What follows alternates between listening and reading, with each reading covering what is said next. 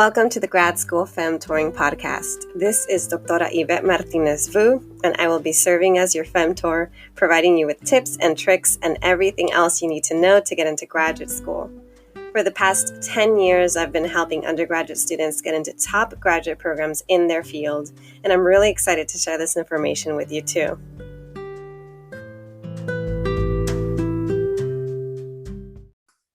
All right, welcome everyone. I am here today with a special guest. Today we are joined by Reka Barton, who will be speaking to us about making space for women of color in fashion and in academia. And before we get started on our conversation, I'm going to go ahead and share her bio with you all. Reka Barton is a third-year doctoral student in education. She is a visual researcher and creative who examines the educational experiences of Black and Brown girls and women through an equity lens. She's also the founder of the Scholarly Sewist, a modern lifestyle brand and social community that centers women of color in academia via fashion.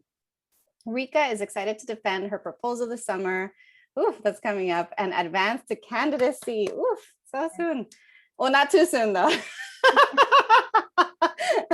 And then she's also excited about the reemergence of in-person educational conferences. Welcome, Reka.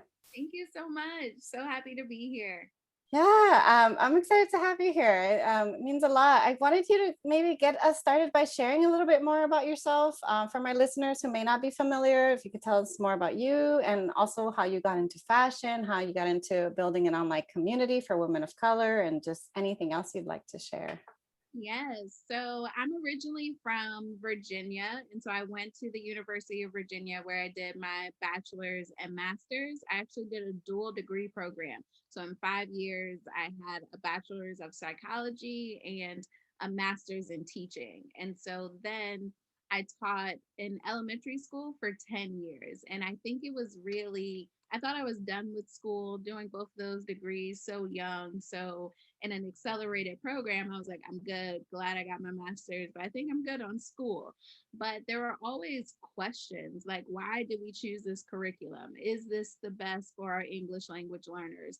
How come I'm the only person who looks like me in this setting or this field or this conference? Like, I want to learn more. So I think just naturally being a curious kid and my inquiry didn't stop even after my master's program. And so then it was just like, I want more answers. I think I need to go back to school. And I actually moved to San Diego and I started teaching the literacy methods course for teacher credential students and just love San Diego State. Thought it would be a great place to continue my learning, and then applied and got into the program. So now I'm a third year, like you said, and it's crazy. It goes so much faster than you think it's gonna go, while at the same time you're like, are we done yet? So yeah. And that's really interesting that you're sharing about having that question of like always questioning, is this the right way to do things? Is this the right curriculum? I say that because I am currently homeschooling my son who's 7 and just finished first grade. And I feel like that's the common thing among a lot of academics is that, no matter what you do, you always have that questioning, like that critical perspective and always wanting to have answers to questions. But I'm curious if you could share also how you got into fashion too. So like maybe that intersection or the convergence between your interest in education as a whole and then also your interest in fashion. Yes, definitely. So my mom actually graduated with a bachelor's in fashion merchandising. And so since I was really young, I've always been around my mom. She used to sew things. She would make herself a skirt and me the matching dress for holidays. My dad and my brother are creatives as well. So just being in a family of creative people. And I learned how to sew probably when I was like 7 or 8, but never took it too seriously, wasn't patient enough to follow all the rules. So just used it to maybe tailor something or make something look different than what other people could buy. And it wasn't until after college, probably like my 5th or 6th year teaching, it was a really hard year. And so what became my happy place was sewing. I could have the worst day at work, but I came home and I could sew. And I think it's so ironic how hard sewing is for it to be stress relieving. And it's because it's so hard. It takes all of your critical thinking, your problem solving, your math skills, your creativity to sew, that you can't think about what happened during the day. You can't think about what's on your to-do list. So I think that's what really was my reemergence into sewing. And then I started an after school club at work. So I taught 2nd through 5th graders how to sew. And it was at that point where I realized it was so much more than just making a pillow. I was teaching critical thinking. I was teaching what you do when something doesn't work. And I think it's very unfortunate that sewing isn't really considered STEM or STEAM, because it is science and technology and math and art, and it's all of those things. So that's when I got back into it. And then last year, the world gave us a pandemic. And it was really after, I don't want anyone to think that I was like, woohoo, free time. What do I do? No, those first 5 weeks were, what do I make of my life? This is not how I live. And then it was like, what would you do that you haven't done because you haven't had time? And that's when the Scholarly Sewist was created. And the Scholarly Sewist really finally put all my interests together. I knew that I needed a space that was really me and that was interwoven. And then it was Femmed, which is actually like my first print. I was going to ask you about it too. I was like, talk to me about this shirt. Femmed really is looking at the female intersection of the PhD. And so even in these first 3 years, knowing that, hey, this is hard enough, but it's harder when you're female. It's harder when you're a woman of color. So how, like, what word even can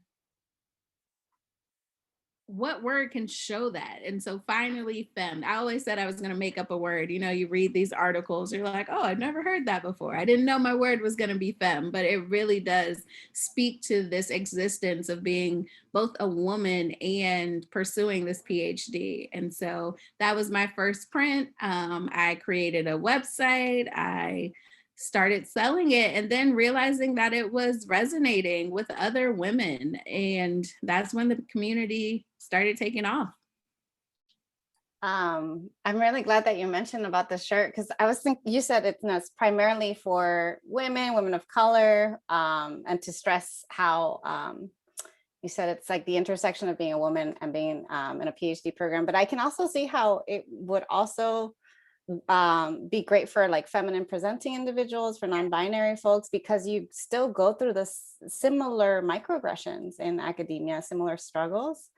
I wanted to ask you though a little bit more about the Scholarly Sewist as a whole. So I know you have this, you said it's your not logo, but it's I'm like blanking out on the word. Print. It's a print. Thank you. You have that print. I checked out your IG, and I know you have the research her, the really cute sweaters too. And I was like, I might need one of those. I might need to go into your online shop and get myself one of those. And so where do you get these ideas from, and what are like your goals, or what are you ambitions, like the future of the Scholarly Sewist? Because I myself, like, I just started this podcast just for fun, just for the sake of like putting the message out there. I was like, there's so much that I'm learning as I'm guiding these students, and I want to put the message out there. But I feel like there's so much more you can do with an online community. So that's why I'm curious for you. You know, you did get this started last year, and I think it's probably grown a lot since then. So yeah, initially, what did you think it was going to be? What is it now? And maybe your goals for the future? Initially, I just thought it was of release of my creative self. I think so many of us go into this PhD journey and you see other people allow the PhD to overtake who they are.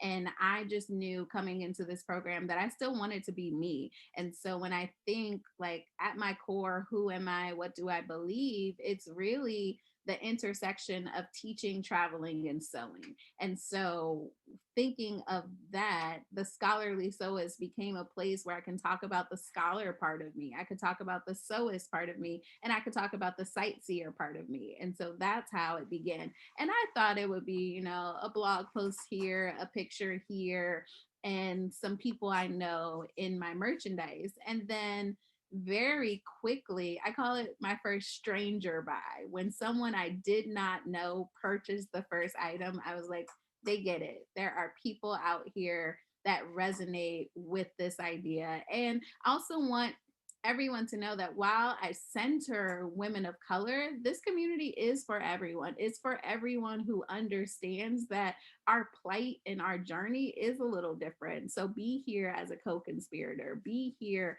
as a supporter, and also wear the merchandise. So this is not to say that men can't be femme. This is opening up this space for just the acknowledgement and the centering of some people who are usually marginalized along these journeys, and really making a place to center it. But researcher came, I was actually playing with my mom's embroidery machine and teaching myself how to embroider using YouTube videos, and I kept writing researcher. And it was in that moment that the her jumped out at me. And I was like, oh my goodness, think about how many times we've seen this word, but this idea that you cannot spell researcher without her.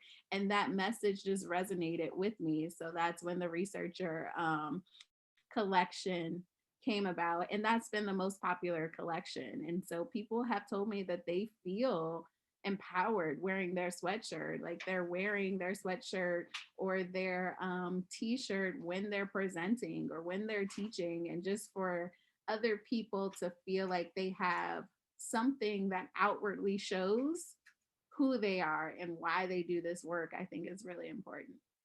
And the researcher, it's not just research and her, but like there's that play on words. So it's not just I'm a researcher and you need the her, or there's a her in it, but also some folks are researching her, they're researching women, women of color, femme presenting, so it's such a great word to use. And I really like what you're saying about feeling empowered when wearing something like this, when wearing a sweatshirt or whatever it is that you choose to wear, because just when I was thinking about how we were going to have this conversation, and I was thinking about my own impressions of fashion and clothing, and or even thinking about my own students that I serve. And for me, growing up, I grew up single parent household, my mom, 6 kids, low income, and fashion was always to me like this thing that like we couldn't afford to buy new clothes, so going and getting like secondhand clothes, or I would wear a lot of my brother's clothing when I was a kid. So I always looked like, like a little, they would call me a tomboy just because I wore a lot of my brother's clothes. And so for me, and then even going into like undergrad and being expected to dress professionally, I said professionally, that felt very oppressive, and also it just reminded me of my class status of like, I can't afford the nice clothes. I feel awkward wearing professional clothes. And but what you're saying is actually there is an empowering message. And I think for me, now that I'm older and more comfortable in my own skin, it has been true. I no longer tell my students, oh, for this event, dress business professional. I say dress in whatever makes you feel your best. Yeah. And so I would love for you to just kind of expand more on that, on like fashion and clothing as a means of empowerment, because I think that's a really important message for folks to hear, especially if folks are feeling like the way that I felt when I was in undergrad, just not 100% always comfortable in their own skin. And I do think, especially for those of us who may not have felt like, do I belong here? Like, do I fit in? Fashion is a way of expressing, no, I'm here. I've earned my space. I want you to see me. I'm going to resonate and live and take up space here because I deserve it. And I think style is one way to do that. And I also think that what is professional dress? What is business casual? And who gets to make those rules? And so, really being able to say, I can wear a graphic tee when I defend my dissertation. I can wear jeans when I present at this educational conference. And because that doesn't change my expertise, that doesn't change my content. And so I think there's so much power in being able to say, I made a choice about what I put on, and both my clothing and my words are here to make a statement. Yeah, definitely.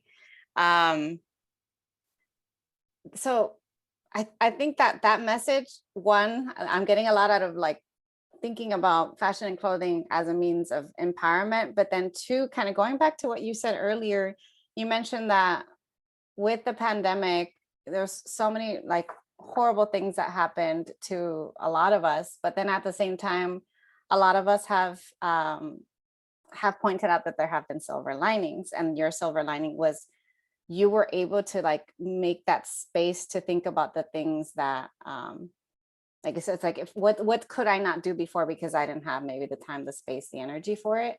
And I think that has been true for a lot of folks, at least in the conversations I've been having, is that the pandemic has shed light to our priorities. And also some of the folks that I know that have not only survived, but thrived in graduate school or thrive currently in academia are the folks that have hobbies, that where their identity is not 100% tied to academia. And so I was wondering, like, if you could share a little bit more about that, like, your hobbies, what else you do, or even it's summer, summer's officially here. Like, what are some of the things that you're looking forward to in the summer? I know you've got your proposal or prospectus. I always forget, I'm like, people call it a different thing. But I'm sure there are other things too that you're going to be prioritizing this summer. So could you share a little bit more about maybe like the hobby aspect and the summer and just everything else that kind of helps you keep going? Yes, I think that's a great point. Your hobbies are what preserve you when some of your 9 to 5 or day job things get taken away. And so I found myself, again, I'm from Virginia. So my San Diego squad is really San Diego State University. So being drastically taken from being on campus, being removed from teaching my students in person really changed what does this look like when I really do stay in my apartment. My family's 3,000 miles away. So it is the hobbies. That's when I rewatch Project Runway and I would so I'm not gonna lie, I like Project Runway too. I love it so much. And so it really it was the hobbies that kept me. And so now, I mean, I think we can all argue, like, as an academic, especially a PhD student, is summer really any different than the school year? Because I'm still teaching classes. I'm still writing and trying to get this proposal defended, but I am excited about the possibility of opening up travel more safely, of course, being mindful that this pandemic is still not over and there are still many communities and spaces that have work to do. But being able to get back to sewing and traveling are some of my goals and intentions for this summer. And also just I just started going back to Pilates. So making sure you have a physical space, and not that it means you have to look a certain way to reemerge in the world, but what makes you feel good. Pilates was a really good break from the back-to-back meetings I have on a daily basis. So yes, I think, we all need to find routines and just things that help us just take care of ourselves, whether it's, our physical health, our mental health, our spiritual health, and some of the things that you do will help with that, whether it's the Pilates, whether it's the sewing, and even the traveling. I know I've been kind of keeping track, and a lot of countries are starting to open up their borders to travel or to tourism. Just out of curiosity, where are some places you might want to visit? And just because it doesn't hurt to just to dream and to plan for travel. Right. I actually have been a lot of places. So now it's Ooh, share. I'll try. I can't even remember them all at this point. Some of my favorite places are Rome, El Salvador, Cuba, Switzerland was probably my last international trip. I've been to Mexico, Barcelona, London, Costa Rica. I love Puerto Rico. Just to name a few. Wow. Where would you want to go if things work out and borders open up and you're able to do that? I am thinking of Mexico, possibly Cabo or something even closer. Being in San Diego, you do have the advantage of being pretty close to Mexico. And so also not really feeling comfortable to be an 8-hour flight away right Yeah. So I think Mexico will probably be my first international trip in this new reemergence into travel. Also looking to see which of the educational conferences this upcoming year are going to return to in-person and what safety procedures they have in place, and seeing if there are any exciting places via conferences to go to. Yeah, before I started doing undergraduate research, travel always felt like such a luxury. It was just something that was just too not attainable. And then I started doing research, started going to academic conferences, and I realized actually I could get a travel grant and get paid or get some funding to be able to pay to travel to wherever these conferences are. And those are some of the things that my students are learning now. And it's I think it's what's the word, like, I'm glad to hear that some conferences are starting to make plans for things to kind of reemerge in person. And I know that's something that you said earlier too, that or at least in your bio, that you're looking forward to things opening up. And you said possibly Pilates, possibly traveling. Is there anything else that you're looking forward to in the summer that just for our students to hear, to get some ideas? Because I know we're talking about fashion, but now that you mentioned the travel, I wish that someone would have told me just how attainable it can be if you budget, if you get funding, or even some folks do travel hacking, though I haven't fully kind of figured that out. But there are a lot of ways to do it. So yeah, what are some other things that you're looking forward to now that things are reopening?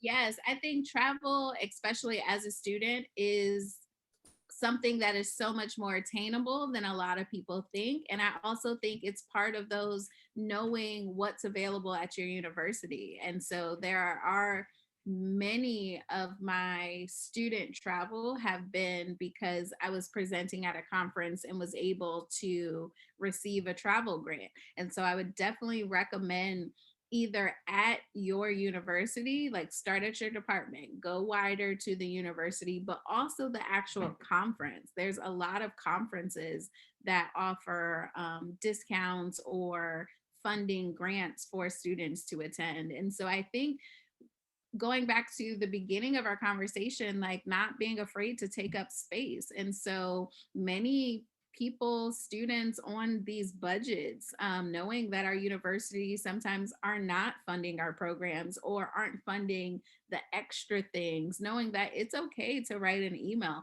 I've been accepted to present at this conference. However, my budget doesn't allow me to make this purchase. Is there anything you can do? And I think you'd be surprised how many of these conferences and different organizations do open it up to grad students, and knowing that students are the future of these fields and these spaces. So creating a space, and I've never been to an educational conference without a roommate. So knowing that it is expensive and you may have to figure out what is worth it and how to budget. And I'm bringing my own snacks. They always have tea and coffee outside in the hallway. So thinking of how to make it work.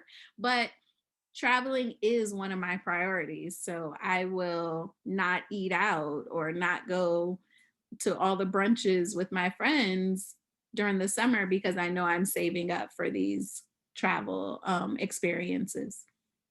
I know. I feel like I'm gonna have to have a separate episode on budgeting because that's something that's coming up right now. But the other thing that you mentioned that I think a lot of folks don't realize, and I certainly didn't when I was in grad school, is that, and as someone, I self-identify as being introverted. I've struggled with, or I used to before I had my kids. So I've got a 7-year-old and a 7-month-old. But before, I struggled to advocate for myself. I struggled to be the squeaky wheel. And then it wasn't until later on that I realized, oh, it was the person that asked, was the person that sent that email, was the person that notified others that got the funding. There are sources of funding if you are a graduate student, whether it's, like you said, through your department, through a different center, through the conference itself. If you are the squeaky wheel, if you are the one that kind of goes out and asks, you never know where you might get some of that funding to be able to travel if that is like a priority or that is something that you really want to do. One thing that I'm trying to focus more on now for myself and for my students and anybody else who listens to this podcast is, I think with the pandemic, there's been so much negativity. There's been huge impacts on people's families, on people's lives. And there's been also an impact on folks and their mental health. And I think that we need to prioritize and make more space for joy. And, one student recently told me, like, I kind of want to study abroad, but I don't know, like, should I do it? And I'm like, what would you regret more? Not going or going? And so like, if you really want to go, you should do it, like, let's figure it out. But I think we're getting closer to wrapping up. And I would love to hear from you just anything that might help kind of motivate students. Right now, a lot of them are lacking motivation. They're feeling low morale.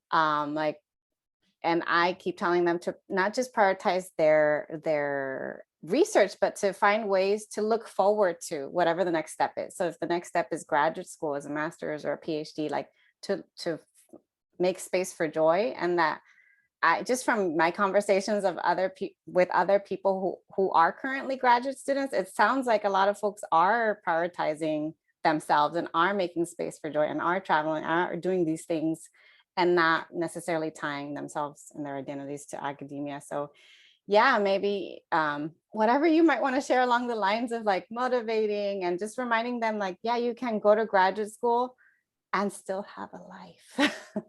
Yes, I'd say it again for the people in the back. I think there's so much, and we talk about this space of academia that is broadcast to us, that is the traditional space. And so for a lot of people, I don't have people in my family who have a PhD. And thinking, it's not like you're turning to your uncle or your grandma asking these questions. We're turning to each other. So I do think finding your people is so important.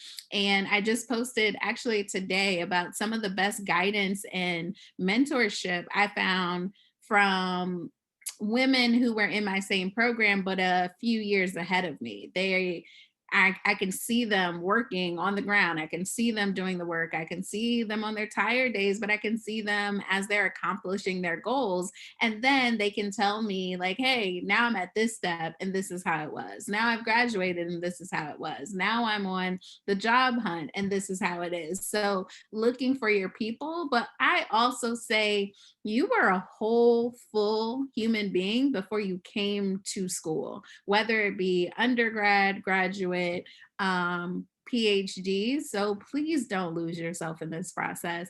If you give this process everything you have, you will change. I am completely more knowledgeable, more reflective, more inspired, and more heartbroken as I learn all of the ins and outs of theory and history and marginalized populations and what that means in policy and funding. And sometimes I'm like, oh my gosh, why do we do all of this?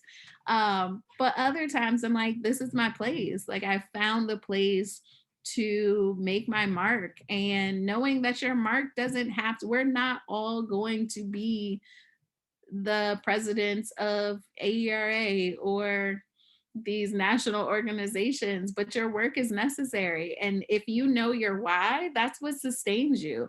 I know that I research for Black and Brown girls and their educational experiences. I know that the work that I'm putting into the world is necessary for the communities that I'm serving. And I also know that my purpose is not just my work. My purpose is being a family member. My purpose is being a really good friend. My purpose is finding the things that make me happy, which are sewing and teaching and traveling. And so making sure that I always keep that space. And you also mentioned mental health. Go to therapy. Therapy is for everyone, whether you are breaking down at the moment or you are in a great season of joy. Therapy is good. Check your student benefits, check your student employee benefits, many spaces, especially because mental health has been put on a more prominent space this year. I know a lot of universities are acknowledging that and creating more spaces, whether it's group therapy, you drop in, check in, but really take care of yourself, because the work is still going to be here when we're long gone. And so making sure that you stay whole and really show up fully in this world. That's so important. I love what you said about my purpose is not just my work. I love that. And I feel like for you, just having this short conversation with you, I get this impression that you're very clear about your priorities and your values, and you seem so self-assured, and I feel like you're gonna be set. Like you don't need academia. Academia needs you.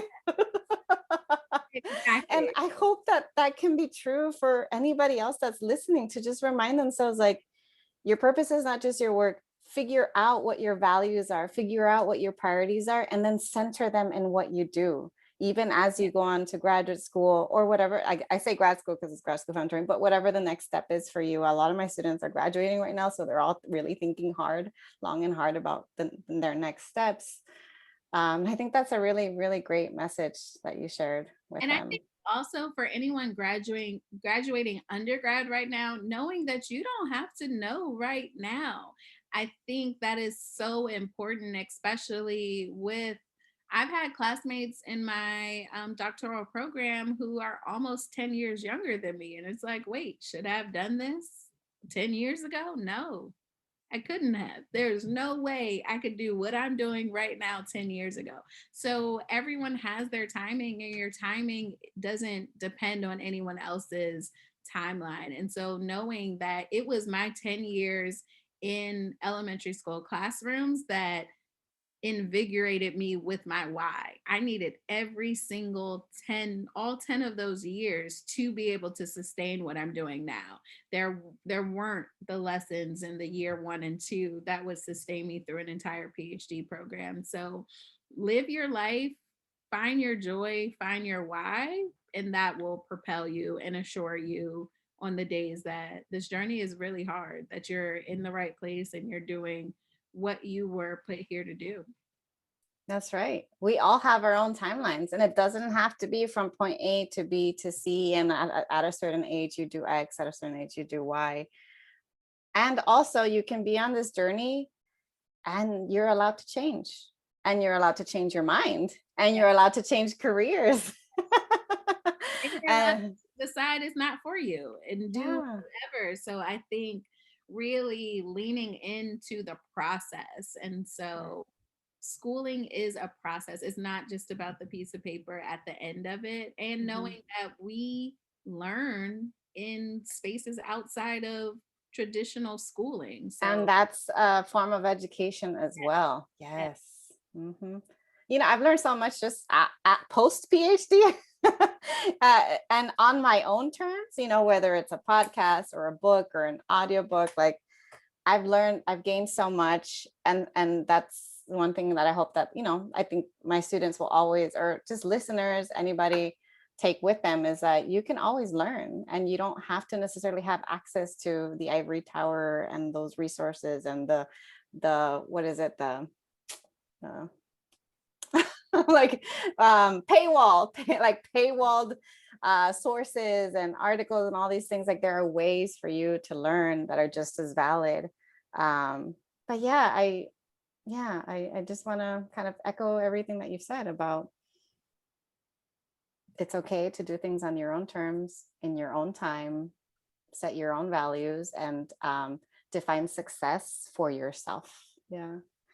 Now that we're kind of going to the end, I actually wanted to ask you, how can others kind of learn more about you, follow you, get in touch with you, if they found a lot of what you said kind of resonates with them, and they want to, keep hearing from you, support your work, support your shop, and all the other things you're doing? Yes, definitely join the community over at the Scholarly Sewist on Instagram and Facebook. And I'm also on Twitter, not as actively, at Scholarly Sewist.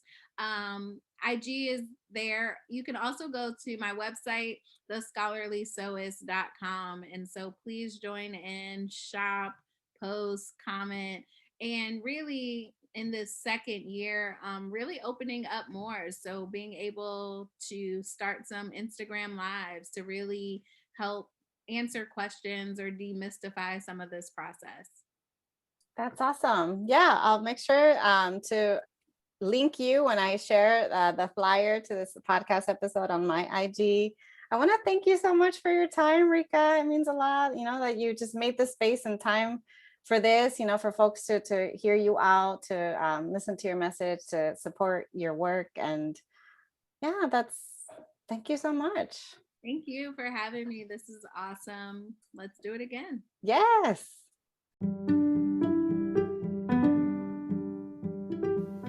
Thanks so much for joining me in the Grad School Femtoring podcast. If you liked what you heard, please rate this podcast on iTunes, Spotify, or anywhere you tune in. You can also support the podcast by donating to my Patreon page, Anchor page, or Venmo account, which is at Grad School Femtoring. If you have questions or episode topics, you can contact me by sending me a DM on Instagram, sending me an email to gradschoolfemtoring@gmail.com, sending me a voice message on Anchor, or sending me a message via my personal website at YvetteMartinezvu.com. Until next time.